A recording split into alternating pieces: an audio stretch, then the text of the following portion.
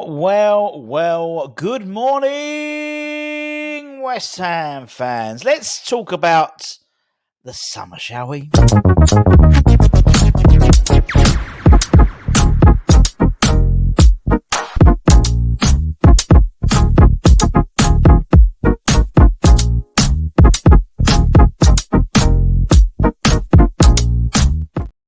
Well, a very good Tuesday morning to you. Hope you're all safe and well, my West Ham family. So, 4 games left. It feels to me like it's almost like season's done now. I mean, as we know, there are still 12 points available to win.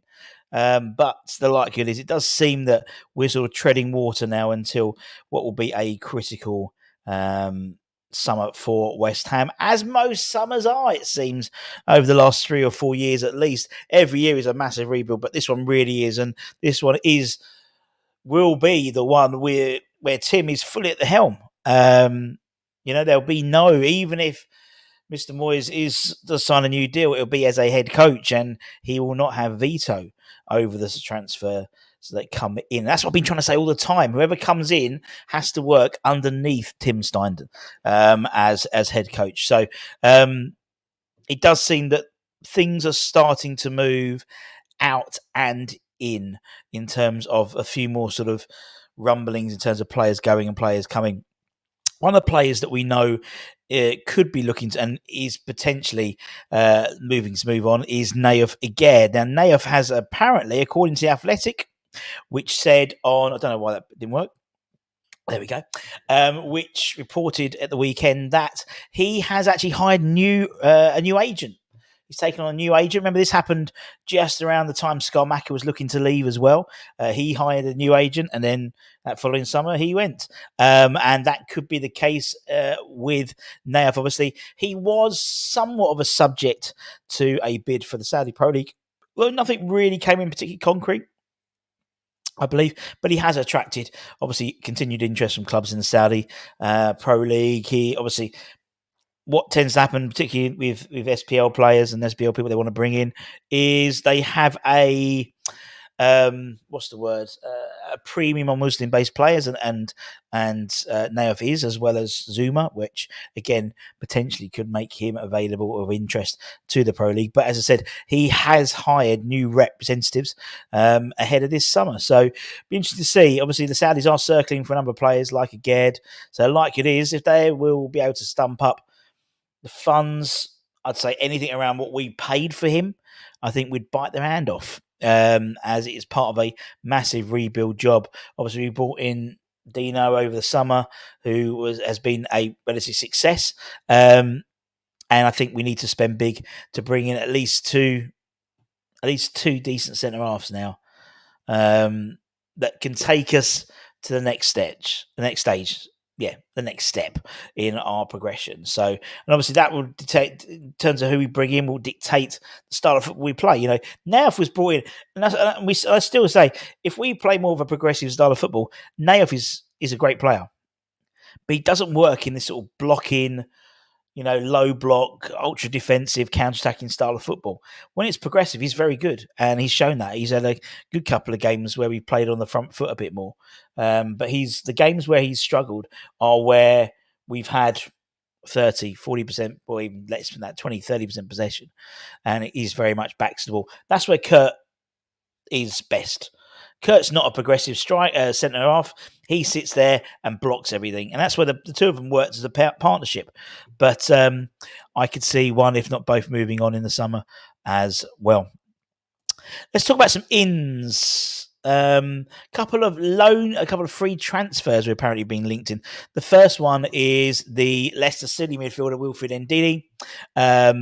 Apparently, we're reportedly targeting a free transfer for him. Obviously, we loaned in Calvin Phillips, which didn't work, as we were trying to seek sort of a proven sort of dynamic central midfielder who could come in, particularly when Alvarez was injured, or work alongside Alvarez if we're playing 2 CDMs for that particular game. And it hasn't worked with Phillips at all. Clearly, I think he came back. I think he came here less fit than I thought he was going to be, and in less conditioning. And I think that's just a natural trait of his. No, some people just can't. I can't speak. Am I? Look at me, fat bloke talking in a webcam.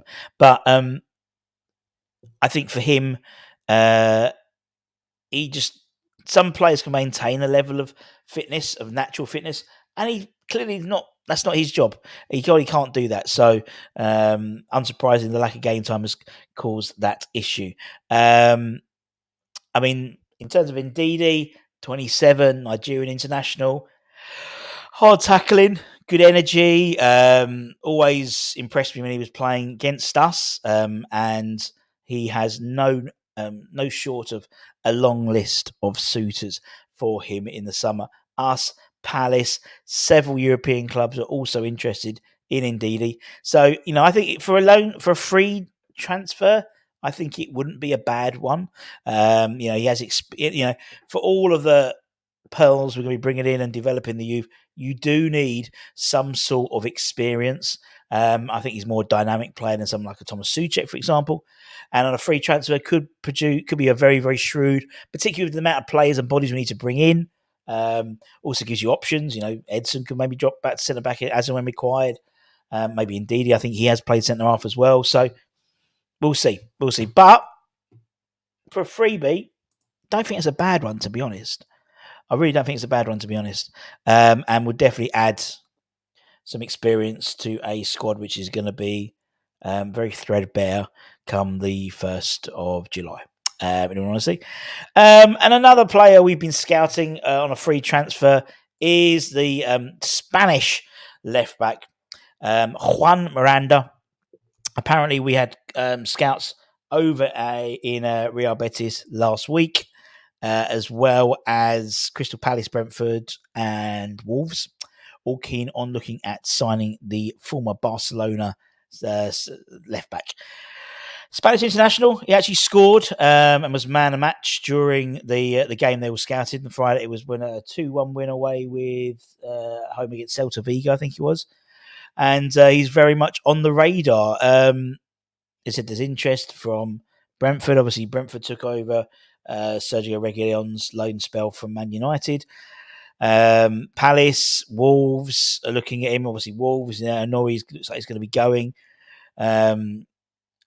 West Ham, obviously, we've been watching him since apparently the turn of the year.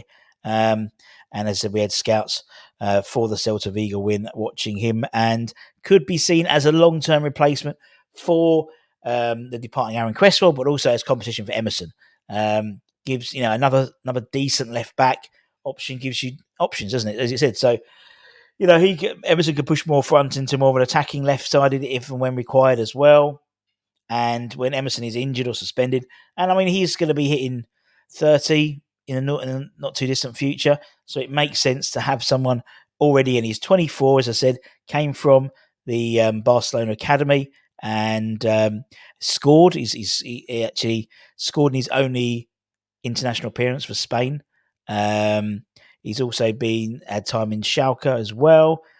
And he's very close to joining AC Milan in January, but remains on the market and could prove to be one of the best bargains in the summer, given his potential and the skills that he already possesses. As I said, as well as us and Palace and whatnot, looks like Borussia Dortmund and Real Sociedad were both also interested in him. And that's it. Keep an eye on the channel. Mr. Baker will be back with the daily shows and the Hammers headlines and all that stuff. But I just wanted to give you some rumours because we can look forward. Let's look forward to the summer. And I know exactly what people can say. Oh, there's no point signing on until David Moyes is in charge. Look, as I keep saying, I keep reiterating, whatever contract, whoever signs the next deal as head coach has to report to Tim Steindl. That's the trajectory. That is the blueprint. And so that's why we're looking at signings now, because we've got a lot of players we need to bring in and we need to move on and we need to make decisions on as well in terms of contracts. So that's why. All right, guys, take care, stay safe, stay warm, stay humble, enjoy the rest of your Tuesday, and I'll see you again very, very soon. Much love. Also, keep an eye. Alex will probably be doing his takeover TikTok. No, it's TikTok takeover tonight. It's Tuesday. It's Alex TikTok takeover. Let's keep an eye on that as well. Much love. Bye-bye.